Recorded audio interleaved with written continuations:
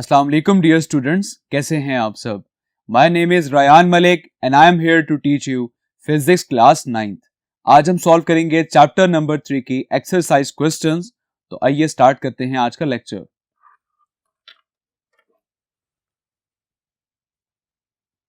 So chapter number 3, Dynamics, and the exercise question 3.2. Define the following terms. The first, inertia, momentum, force of friction and centripetal force. So I hope in terms को हम अपने lecture में thoroughly discuss कर चुके हैं. So I hope आपकी ये terms clear होंगी और अब आप इनकी definitions हमारे lecture से भी याद कर सकते हैं या फिर आप book से भी याद कर सकते हैं. Now the next question 3.3. What is the difference between mass and weight, action and reaction, and sliding friction and rolling friction? तो mass और weight का difference हमने clearly discuss किया था अपने lecture में. तो ये सब differences आप अपने lecture से भी याद कर सकते हैं. और the second question, that is action and reaction. तो हमने डिस्कस किया था कि जब दो बॉडीज फोर्स एक्सर्ट कर रही होती हैं, लेट्स सपोज कि दो बॉडीज हैं ए और बी.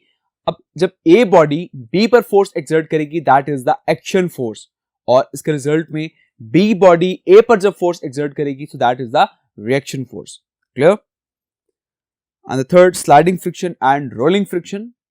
तो बेसिकली फोर्स ऑफ फ्रिक्शन जो कि स्लाइडिंग ऑब्जेक्ट और एक सरफेस के दरमियान होती है उसे हम कहते हैं स्लाइडिंग फ्रिक्शन, और रोलिंग फ्रिक्शन जो कि एक रोलिंग ऑब्जेक्ट और एक सरफेस के दरमियान जो फ्रिक्शन होती है that is called the rolling friction. Clear? So इन सब को भी आप फर्दर इसका डिफरेंस हमारे लेक्चर से भी याद कर सकते हैं या फिर इनकी डेफिनेशंस फर्दर आप बुक से भी याद कर सकते हैं. Clear? Now the next question 3.4, what is the law of inertia. So ये मैंने आपको बताया था अपने लेक्चर में कि जब भी क्वेश्चन आ जाए कि state law of inertia and what is law of inertia, तो इसमें आपने first Newton law of motion को डिफाइन करना है. Clear? Because Newton first law of motion is also known as law of inertia. So the 3.5 question, why is it dangerous to travel on the roof of a bus. कि एक बस की roof पर सफर करना जो है वो खतरनाक क्यों है? बिकॉज आपकी बॉडी का जो लोअर पार्ट होता है वो तो स्टेबल होता है, वो रेस्ट में होता है, लेकिन आपकी बॉडी का जो अपर पार्ट होता है वो ड्यू टू द इनर्शिया वो फॉरवर्ड फॉल करता है अगर ड्राइवर जो है वहां पर ब्रेक अप्लाई कर दे. सो अब अगर वो फॉरवर्ड फॉल करता है तो उसकी वजह से वहां पर कोई ना कोई इंजरी भी हो सकती है. Clear? So that why it is dangerous to travel on the roof of a bus. Now the next question 3.6, why does a passenger moves outward when a bus takes a turn. कि जब बस जो है वो एक turn लेती है तो पैसेंजर जो है वो आउटवर्ड क्यों मूव करता है? जस्ट बिकॉज कि जब बस टर्न लेती है तो एक बॉडी का जो इनर्शिया है वो उसको हमेशा स्ट्रेट मूव करवाता है. अब जब बस टर्न ले रही है लेकिन आपकी बॉडी का इनर्शिया जो है वो आपको रेजिस्ट कर रहा होगा कि आपकी बॉडी स्ट्रेट मूव कर जाए. सो उस स्ट्रेट मूवमेंट की वजह से आपकी बॉडी जो है वो आउटवर्ड फॉल करती है. क्लियर? सो इसका आंसर आप इस तरह से लिख सकते हैं, when the bus traveling in a straight line suddenly takes a turn, the passenger in the bus due to the inertia tends to continue its motion in the straight line and falls in the forward direction. Clear? Now the next question 3.7, how can you relate a force with the change of momentum of a body. So ये एक proper long question है जो हमने discuss किया था, एक topic that is force and the momentum.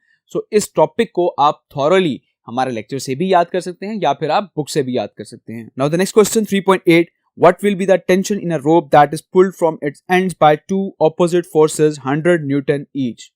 Let's suppose कि एक स्ट्रिंग है जिसको पुल किया जा रहा है ऑपोजिट एंड से और दोनों एंड पर 100 न्यूटन की फोर्स लगाई जा रही है. सो क्वेश्चन हमसे पूछा गया है कि what will be it's tension, कि उस रोप में टेंशन क्या होगी. सो अब दोनों एंड्स पर 100 न्यूटन की अगर फोर्स अप्लाई हो रही है तो उस रोप में भी टेंशन 100 न्यूटन की होगी. Clear? So you can write the answer as the tension in a rope that is pulled from its ends by two opposite forces 100 newton each will be 100 newton. तो उस रोप में टेंशन भी 100 newton की होगी. Clear? Now the next question 3.9, action and reaction are always equal and opposite, then how does a body move.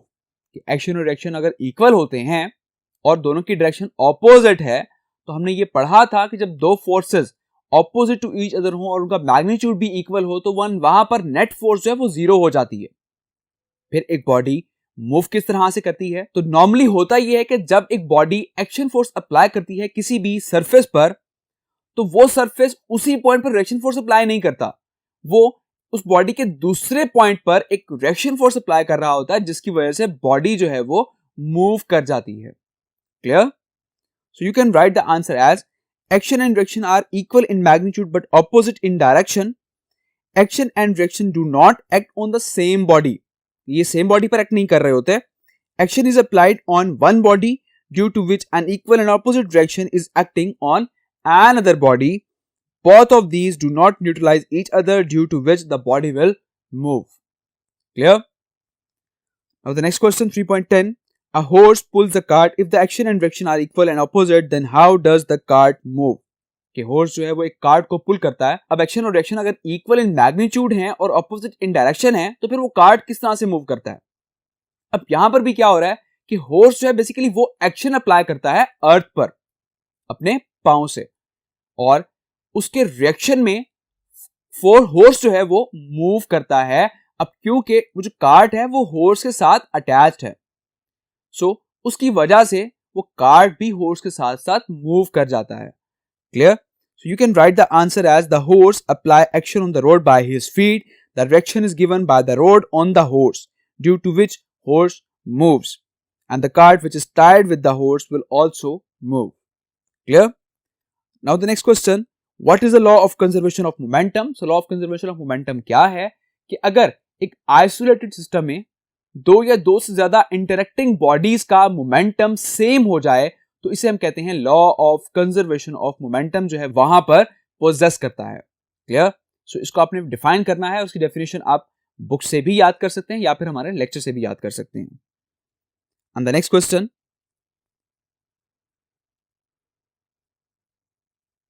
Why is the law of conservation of momentum important? Law of conservation of momentum important क्यों है? Because इसकी बहुत ज्यादा vast applications हैं और ये ना सिर्फ बिगर ऑब्जेक्ट्स पर अप्लाई होता है, इवन कि ये स्मॉलर ऑब्जेक्ट्स पर भी अप्लाई होता है, लाइक एटम्स और मॉलिक्यूल्स. हम इन पर भी law of conservation of momentum जो है वो अप्लाई कर सकते हैं, जैसा कि हमने गन और बुलेट की एग्जांपल भी हमने डिस्कस की थी. और सिमिलरली रॉकेट्स और जेट इंजन जो हैं ये भी law of conservation of momentum possess करते हैं. Clear? So you can write the answer as law of conservation of momentum has vast application and is applicable universally on bigger bodies as well as on atoms and molecules. A system of gun and bullet, rocket and jet engines, etc. work on the principle of law of conservation of momentum. Clear? Now the next question, when gun is fired it recoils. Why? कि जब एक gun को fire किया जाता है तो वो recoil क्यों होता है?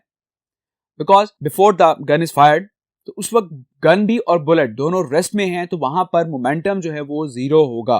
लेकिन जैसे ही गन को फायर किया जाता है तो बुलेट भी एक हाई वेलोसिटी के साथ मूव करती है, तो अब उस मोमेंटम को कंजर्व करने के लिए गन जो है वो रिकॉइल होता है. Clear? So you can write the answer as the total momentum of the gun and the bullet is zero before the firing, but when the gun is fired bullet moves in forward direction and gun recoils to conserve momentum. Clear? Now the next question, describe two situations in which force of friction is needed. तो आपने दो situation बतानी है जिसमें force of friction जो है वो जरूरत होती है. एज यू नो कि फोर्स ऑफ फ्रिक्शन के बगैर हम लिख नहीं सकते, कि जब तक आपके पेपर और पेंसिल के दरमियान में फोर्स ऑफ फ्रिक्शन ना हो आप कुछ भी लिख नहीं सकते. सो यहां पर फोर्स ऑफ फ्रिक्शन जरूरत है. And the next, friction enable us to walk on the ground. कि फ्रिक्शन जो है वो हमें चलने में भी मदद देती है. अगर फ्रिक्शन ना हो तो हम चल नहीं सकते, हम स्लिप कर जाएंगे, हम गिर जाएंगे. क्लियर? सो ये दो सिचुएशंस ऐसी हैं कि जहां पर फ्रिक्शन जो है वो हेल्पफुल है आपके लिए. Now the next question 3.15, how does oiling the moving parts of a machine lower friction? कि जो मशीन के जो मूविंग पार्ट्स होते हैं हम इनकी ऑयलिंग करके यहाँ पर फ्रिक्शन को हम कम किस तरह से कर सकते हैं. बिकॉज जो लिक्विड की फ्रिक्शन होती है वो लेस होती है as compare to the friction in solids, so that's why हम ऑयलिंग के थ्रू हम फ्रिक्शन को हम लेस कर सकते हैं. एज यू नो कि हम इंजन्स में भी हम मोबिलाइल का इस्तेमाल करते हैं ताकि वहां पे फ्रिक्शन जो है वो कम से कम हो. Clear? So as the friction of liquid is less than friction of solid. So oiling the moving parts of the machines lowers the friction. Clear? Now the next question 3.16, describe ways to reduce friction. कि friction को हम किस किस तरह से कम कर सकते हैं, तो ये हमने डिस्कस किया था अपने लेक्चर में, तो इसका आंसर आप हमारे लेक्चर से भी कर सकते हैं या फिर इसका आंसर आप बुक से भी कर सकते हैं. And the next question 3.17, why rolling friction is less than sliding friction. कि रोलिंग फ्रिक्शन जो है वो लेस क्यों होती है as compare to the sliding friction? Because friction जो है बेसिकली ये डिपेंड करती है कंटेक्ट पॉइंट्स पर. अब रोलिंग फ्रिक्शन में जो कंटेक्ट पॉइंट है ऑब्जेक्ट का एक सरफेस के साथ वो बहुत कम होता है. दैट्स व्हाई रोलिंग फ्रिक्शन भी बहुत कम होती है. अगर हम बात करें स्लाइडिंग फ्रिक्शन की, तो स्लाइडिंग फ्रिक्शन में जो कंटेक्ट पॉइंट है सरफेस के साथ उस ऑब्जेक्ट का वो बहुत ज्यादा होता है. सो दैट्स व्हाई यहां पर स्लाइडिंग फ्रिक्शन बहुत ज्यादा होती है.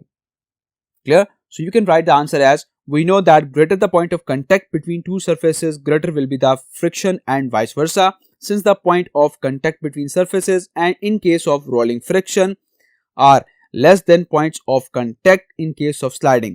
Therefore, rolling friction is less than sliding friction. And the second, there is no relative motion between rolling surfaces. Clear? Now the next question 3.18, what you know about the following?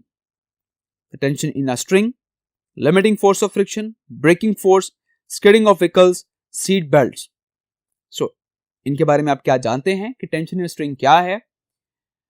कि जब भी आप एक string के साथ एक wait को tie कर दें और उसको फर्दर कहीं पर आप हैंग कर दें, तो अब यहां पर स्ट्रिंग के अंदर जो फोर्स प्रोड्यूस होती है उसे कहते हैं tension. Clear? And the limiting force of friction, as I discuss before, के फ्रिक्शन की एक मैक्सिमम लिमिट होती है, तो वो जो मैक्सिमम लिमिट होती है उसे हम कहते हैं limiting force of friction. And third, braking force. Braking force क्या होती है? वो फोर्स जो कि आपके ऑब्जेक्ट के मोशन को स्लो डाउन करे, ठीक है, उसे हम कहते हैं ब्रेकिंग फोर्स.